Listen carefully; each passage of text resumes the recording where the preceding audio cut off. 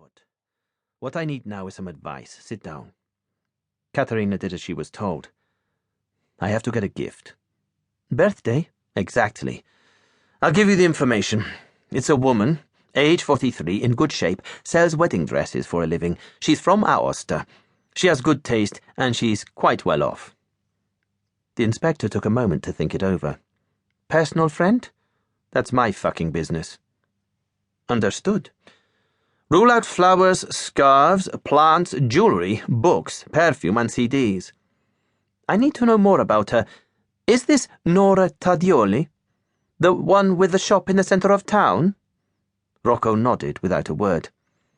Congratulations, Dottore. Nice get. Thanks, but as per aforementioned comment, my own fucking business. How far out on a limb are you interested in going? Not far. Just consider it a tactical move, keeping the status quo. Why? Because otherwise, you could give her a diamond ring. That's not going far. That's handing yourself over to the enemy, bound hand and foot. Katharina smiled. Let me think it over. Does she have any hobbies?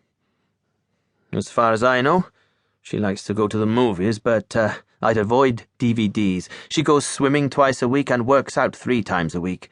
She's a cross-country skier. And I think she bikes, too. Who are we talking about here? Lindsay Vonn? Right now it's... Rocco glanced at his watch. 10:15. Do you think you can come up with an idea by noon? I'll do my best. Just then, Officer Italo Pierron threw open the door and strode into the room. Along with Rispoli, Pierron was the only other officer Rocco considered worthy of being on the force. He was allowed to walk into the Deputy Police Chief's office without knocking and address him by his first name outside the 4 walls of police headquarters. He glanced briefly at Katharina and nodded hello. Dottore? The young officer's face was pale and alarmed. Rocco asked. Italo, what's wrong? Something urgent. Go on. A call came in. Apparently a gang of burglars have barricaded themselves in the apartment of Patrizio and Esther on Via Brocherelle. Barricaded themselves? That's the term used by Paolo Rastelli, a retired warrant officer who's also half-deaf. That's what I managed to piece out, but in the background I could hear a woman screaming, they're inside, they've turned the place upside down. Rocco nodded. Let's go. Can I come too? Asked Katharina.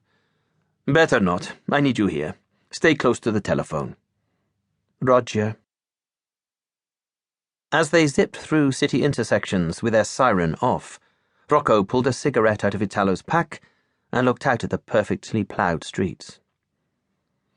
The city government does its job up here, eh? In Rome, you get a couple of flakes of snow, and there are more deaths than from the start of the August vacations. Then he lit the cigarette. Why don't you buy camels? I think Chesterfields are disgusting. Italo nodded silently. I know that, Rocco, but I like Chesterfields. Make sure you don't drive into a wall or run over any old ladies. Italo turned into Corso Battaglione Aosta, downshifted past the truck, and accelerated sharply.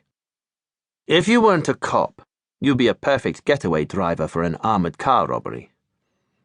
Why'd you say that, Rocco? Are you planning something along those lines? They both laughed. You know something, Italo? If you ask me, you ought to grow a goatee or a beard. You think? You know, I'd thought about that myself. I don't have any lips. Exactly. You look less like a weasel. I look like a weasel? I never told you that. I've met lots of people who look like weasels, but never on the police force. After a 6-month acquaintance, the 2 men understood each other clearly. Rocco liked Italo. He trusted him after what the 2 of them had done some time ago, intercepting that load of marijuana on a Dutch semi and splitting a nice big haul of several €1,000. Italo was young, and in him Rocco glimpsed the same motivation that had led the deputy police chief to undertake his police career. Pure chance. At the fateful moment, when the deputy police chief's classmates were starting life on the streets, working with blades and bullets, he just happened to put on the lawman's uniform. Nothing more than that. For people who were born in Trastevere at the start of the 60s into blue-collar families.